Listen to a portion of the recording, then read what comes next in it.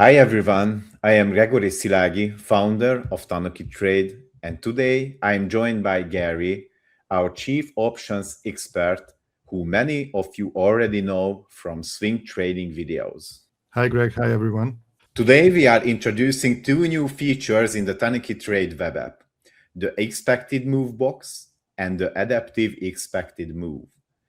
These are features we have recently developed, and this is the first time they are becoming available to our users.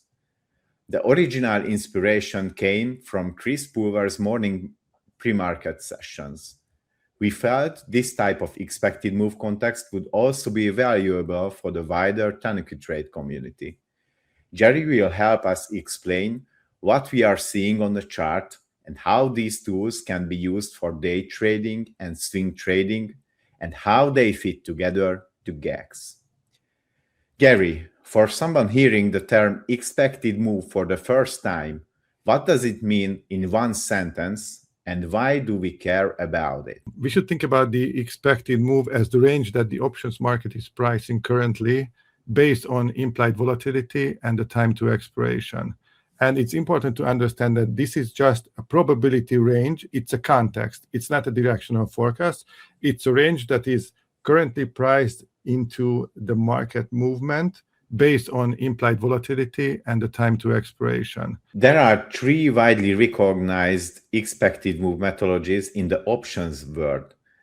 Why are there three different expected move models in the first place? Isn't just one enough? So basically, we are talking about three different expected move calculations. The very old or ivory one is the symmetrical cloud, that's the standard deviation, the binary expected move, and the delta-based. The standard deviation and binary expected moves are both symmetrical in terms of the price range that they are measuring, and the delta is based on the options pricing. So that's why if we are looking at a delta-based expected move, they can pretty nicely reflect the option pricing skew from calls or puts if it's existing in the current marketplace. So that's why we wanted to show these three different expected move calculations in the web app, and people can choose between these ones in terms of the expected move ranges that we will talk about later. But Gery, for many users, looking at three separate curves at once became too much, isn't? That's why we wanted to introduce the TanukiTrade Smart expected move range for the expected move calculation that averages out the delta, the standard deviation, and the binary expected move calculation. So if you are a very advanced user or a very geek one and you would like to see differently the delta, the standard deviation, and the binary expected, you can do that on the web application that I will show you very soon. But there is also a smart EM range box that helps you calculate the average of the three calculations. And the other one, for the expected move box that we developed for 0DT environment, we are only using the standard deviation range and the binary expected move range because the delta doesn't make sense, or I wouldn't say doesn't make sense, but the delta can be a little bit misleading in 0DT environment. That's why we are only included the two calculations, the binary expected move and the standard deviation in the box. So what we were thinking about when developing the expected move range calculations are two things. We wanted to have it suitable for swing traders and 0DT traders as well. That's why we are calculating a range for longer term options trading strategies, and also the expected move box for 0DT intraday traders. Okay, Gery, that sounds good, but let's see it in practice. So right now we are looking at the SPX 0DT chart on a 15-minute time frame. And there is nothing enabled from the current features that we were talking about. So right now what I would like to show you in the beginning is how to enable it. Either you click on the settings in here, or just right-click on the chart anywhere, and you will find these new settings down here. First, I would like to explain something about the static expected move box. You can enable that, and we have three different calculation methods on the expected move box. So you can enable this feature by toggling this here, and we have 3 different calculations based on the time when the calculation was created. It can be open when the market opens, pre-market. It's usually 6:30 at New York Eastern Time, and end of day calculation. You can select all of them or any of them. It depends on your personal needs. And I wanted to show you 3 different things right now. We are having the EO day, the pre-market and open enabled. And if we go back to the chart, we can see that these calculations are simply drawn onto the chart. And if we go back to the settings, we can also say we want to see the values, and then it will show you the current prices of the different ranges. And you can also see or enable the historical expected move range that you can see in the past how they compare to the price movement on that particular day. But make it clear right now and only see, for example, the end pre-market. So what you can see here is the pre-market settings that is based on current pre-market open or pre-market calculation. And here we can see the standard deviation. This one is the standard deviation range, upper part of the range, and this is the lower part of the range. And this is based on the binary expected move calculation. So the narrower range is based on binary expected move, and the wider range is based on standard deviation. So what does it mean in and of itself? It means that based on the option pricing, the market expects a move between 75.71 to 75.19 based on the binary expected move calculations that are based on straddles and strangle calculations at the money for the current expirations or around at the money. So this is mainly used for day traders, but why is this used for next to gamma exposure? Why is the GEX profile alone not always enough? So as we know, gamma levels or GEX levels are usually reaction zones. It tells you where the market might react at certain prices. But expected move boxes can tell you what kind of probability are currently priced into the underlying market based on the option pricing. So, for example, if you are looking at the C1, this is the highest call wall right now. We can see that it might be a reactionary zone today, but from looking at the C1 only, we cannot tell what kind of movement is priced into the market today based on implied volatility. So on the current screen, for 0DT, the probability is much lower to touch HVL or put walls than inside the box movement for the rest of the day, right? Yes, looking at the expected move box, what we can see right now is the lower part of the range is around 75.07, which is a little bit above the HVL, and the upper part is above the C2. So based on the current calculation, the expected move is above HVL and around C6, as we can see it in here, so somewhere around 75, 80, 81. But remember, these are not predictions. These are implied probability moves based on the option pricing. So this box will never tell you the future. It gives you a probability range, how the options market is pricing today's movement. So if someone is just starting to use this feature, what's the simplest setup? What should they turn on first? I would say that if you are a 0DT trader, go to settings, and I showed you enable the static expected move box with the pre-market settings. And if you want to see the values, you can click on the values, and based on the history, you can select these one as well. And if you are watching the market intraday, you can enable this panel in here, which is enabled automatically if you are on 0DT. And here you can see on this very nice slider where the market price is currently with this dot, and where the upper part of the range based on binary expected move is, the lower part, and the other one is based on standard deviation. So you can also see the price moves in here, but in a more simplistic way, you can watch the spot or little dot moving in this slider as as it shows on the chart as well. And you can also enable end of day, and like you would do it here, it's the same settings.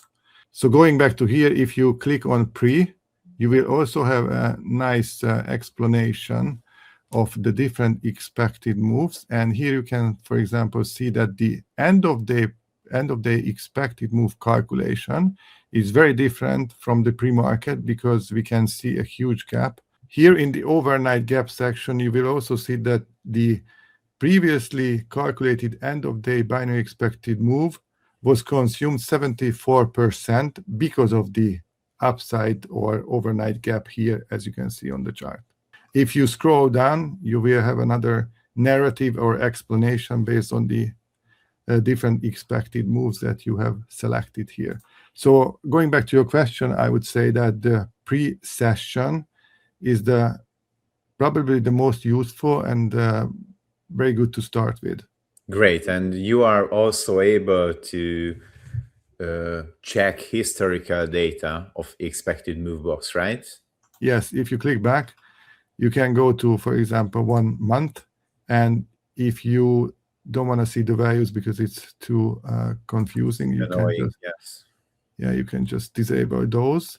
And here you will see how the market moves happened in the previous couple of days, and how the expected move box was spot on, or it was a little bit, narrow or too tight or whatever.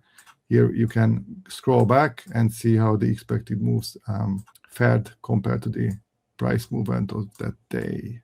Great. And these boxes are not moving for the rest of the day, so they are pegged at fixed time, right? Yes, it's important to understand that these boxes are static boxes. That's why we wanted to make it clear here in the settings that static expected move box, so the range is not moving based on time to expirations and implied volatility change.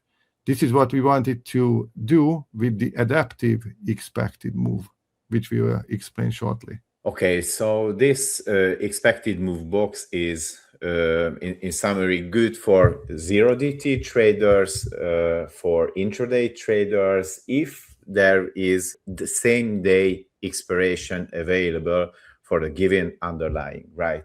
It's an important distinction that these expected move boxes are only appearing when you are selecting 0DT expiration. So for example, if you are going to AAL, a stock which has no 0DT expirations other than the Fridays, you will not see anything here, even if it's enabled. You will see that if you click back and you enable historical stuff, you will see the historical expected moves for previous Friday and the Fridays before. So that's an important distinction, that you can see the expected moves in the past, but if there is only Friday expiration, that's the Friday expected move. But for stocks that have, for example, Monday, Wednesday, Friday expirations nowadays, like NVIDIA or Microsoft, you will see Monday, Wednesday, and Friday expected move boxes. But on a Thursday, you will not see anything because there is no 0DT expected move box. That's where the other settings will come into play. The adaptive expected move ranges, that's more for a swing trading strategy. So going back to SPX, what I also wanted to explain very briefly is that going back to the chart view, is that we not only created this for the chart view, but if you, for example, prefer the table view, you can go back to the GEX Live Table. And here, with this kind of range ruler, you will see the static expected move box. And if you click on it, you will also see the explanation. And you can also enable or disable it the same way you did it on the chart settings. So I enabled the pre here on the chart, and it will remain on the table view as well. So this is how you can... Except the history, right? Because history doesn't make sense here on table view. Yeah, it's a very good point. You will not see any historical expected move box because it shows you the current state, the present. So basically, we are not 0DT option traders, but for example, Chris Pulver is using mostly the end of day expected move box and the pre-market expected move box for indexes, right? Yes, he is using end of day and pre-market settings, but you can also enable open and see how the market moves inside the opening expected move range. These are just 3 different calculations, and it would be also useful to see how they overlap to each other and what is the real market movement during the day. How accurate are these static expected move boxes for equities and indexes? So what we would say is that the expected move boxes are more accurate for index types of underlyings because stocks have very high range of volatility based on different kinds of fundamental news and other type of binary events. So for 0DT, I guess the expected move is the most accurate for index type of products. Okay, but what's the difference between expected move box and adaptive expected move? When would I use one versus the other? Going back to the settings, I disabled the static expected move box. But first, I would say 0DT traders, intraday traders should use the expected move box. And for more swing type of trading strategies, I would enable the adaptive expected move range because it helps you understand what kind of movements are priced into the underlying for that specific expiration. So for example, if I go to daily chart on SPX and look at, for example, next Friday, here we can see the expected move range based on the Tanuki Smart range. And previously, in the beginning of the video, I tried to explain that this kind of smart range calculates the average between the binary, the standard, and the delta-based expected move calculations. This is almost the same or very similar to the one that we are using on TradingView application. Remember, we have the delta and the other types of expected move curves there as well, and we wanted to introduce or implement something similar here that helps traders to see the adaptive expected moves in here. And if you click on it, you will have the same or similar explanations as you had on the 0DT expected move boxes. And going back to the settings, I just enabled the Tanuki Smart EM range, and this is the EM range here. But if you want to play with the different settings, you can individually enable or disable those. This one is the binary expected move, this one is the delta curve, and this one is the standard deviation. And for example, if you are only trading like whatever, just hypothetical 25 delta iron condors, you can see the 25 delta probability range based on delta. But if you don't want to overcomplicate things, I would rather recommend use the Tanuki Smart EM range because this is kind of an average calculation based on the 3. So if you don't want to see very detailed ones, don't toggle it or don't enable this one, just use this one. And this is good for multiple time frames, for longer time terms of trading.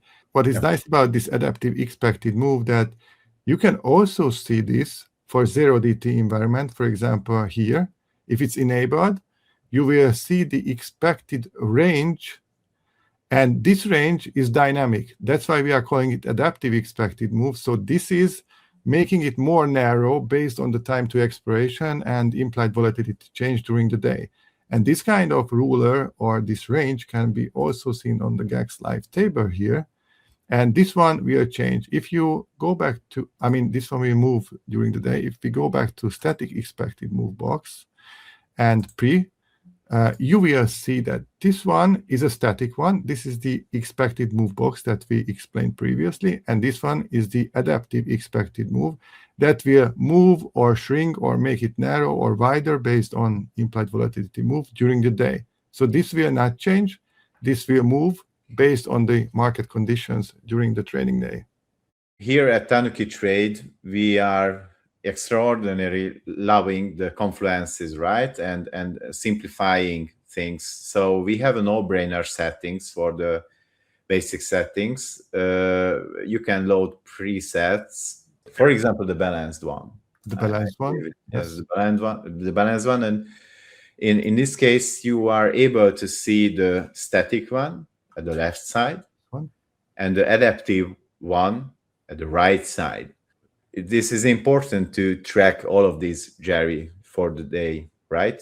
I would say for 0DT traders, the static one is very important. And the other one, the adaptive expected move, can be also important if you are planning different kinds of trades during the trading day. For example, timing or placing some kind of iron condors or other types of structures that you would like to see the probability upper and lower boundaries based on implied volatility. And again, these are not predictions and these are not directional signals. These are just the probability ranges based on the current option pricing and time to expiration and obviously implied volatility. Yes, everything is about probabilities in options trading. So this can give you some confirmation or invalidation if the moving or adaptive expected move range is totally moving outside of the pre-market expected move range. Yes, it can easily happen that, you know, there is some kind of fundamental news hits the tape and the whole adaptive expected move will move up or move down pretty outside of the static expected move that is pegged at pre-market calculation, right? Yes, absolutely, because that's literally a snapshot at the start of the pre-market session. So the market participants are expecting that range to keep for the rest of the day. But if there is any kind of binary event or any kind of an unexpected news, it can easily moving far from that static expected move box, and in that cases it's really help you the adaptive expected move. So if you are a 0DT trader and you are using GEX, absolute GEX, or the other GEX metrics that you would like to target, for example, some of your pinning butterflies or different kind of market or options trading strategy, then the probability ranges will give you an idea what's the current most probable range of the strategies can be. It doesn't imply that this will happen. It does not imply that this is a signal. It just tells you where the current highest probability range of the current day is. So basically, inside these ranges are you can find realistic targets, and outside of these ranges, you can find speculative targets. Yes, based on the current calculation, that can change anytime during the day, but based on the current calculation, the highest probability targets are inside the 0DT expected move box that can also be combined with different GEX levels that your strategy is looking for.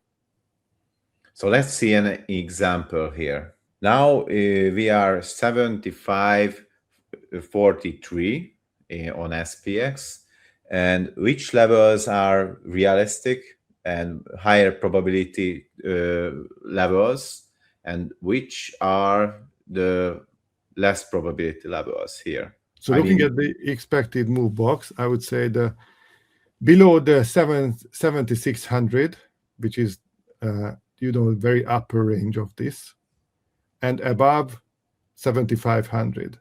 So like this $80 range that is outlined by the expected move box. If you want to be very strict, this is 75.80 to 75.10 or 4.05.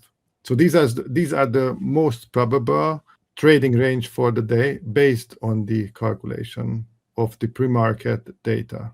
Let's see last example for swing traders on ChartView, and let's check some call pricing skewed or put pricing skewed example of the smart expected move range. Okay, let's look at another example using the adaptive expected move for swing trading, where we can easily pinpoint a call pricing skew that is Micron. Micron is a very hyped underlying right now. Everyone is buying Micron. And here we are having a gap open on the upside. And looking at the adaptive expected move range, we can see that this curve is pretty much tilted on the upside. That tells us very easily that there is a core pricing skew, because in this calculation, remember, the data-based probability ranges are already included. So that's why we see an asymmetric curve on the upside looking at the TanukiTrade smart range. So for other types of stocks or underlyings which have pretty high pricing skew on the put side or on the call side, it's easy to spot this kind of difference using the smart adaptive expected move range. Great, and we have also included these feature and these numbers into the GEX Matrix. Okay, let's go to GEX Matrix. Going to the GEX Matrix of Micron, we can see the different expected move ranges here. If you, for example, click here, you can select different kinds of interpolated data based on your needs. And you can also select which kind of metric you want to display here, either the binary expected move or the standard deviation or the smart expected move range that we are showing on the curve on the chart as well. So if you want to confirm what kind of pricing skew there is, you can either watch the GEX Live chart and see the tilted range on the upside, or you go back to the matrix and this kind of CP skew number will also confirm your thesis based on the curve previously discussed, because this can tell you there is a pretty high core pricing skew on the upside for Micron currently for these expirations. The lowest one is this Friday, and the later ones are pretty high. Imagine this for a August 21, almost 200% core pricing skew. And for further expirations, for example, next year, there are a leaps effect. Yes. These are pretty insane. The market participants are buying leaps calls instead of buying the underlying. Totally speculative, and the call prices are most higher than puts. Yes, totally speculative play, because it has already gone up pretty high in the past couple of weeks. So to sum it up, if you are a 0DT trader, you should use the balanced settings in here and use the 0DT for SPX and the EM box. And if you are also interested in the Tanuki Smart range during the day, that can be also used for 0DT. And for swing types of strategies, the 0DT expected move box is not existing here because we are using the Smart range as previously discussed. And whenever you are confused on what is displayed, just click here, or you can either also click on the tooltips or little labels in here, and that will also explain you on the right side panel what's going on and what kind of data you have to pay attention to. So, dear traders, take your time and read everything inside our web application, every tooltip, every settings, and this is an adventure and needs time to make it understandable for everyone. I do agree with Greg, and if you guys have any questions regarding the features, just let us know and stay in touch. Thank you, Gery. Thank you, Greg. Have a nice day. Bye-bye. Bye-bye. Thanks for watching. If you haven't yet, please subscribe and check out our other videos. You can always find us at the links in the description. Trade safe out there.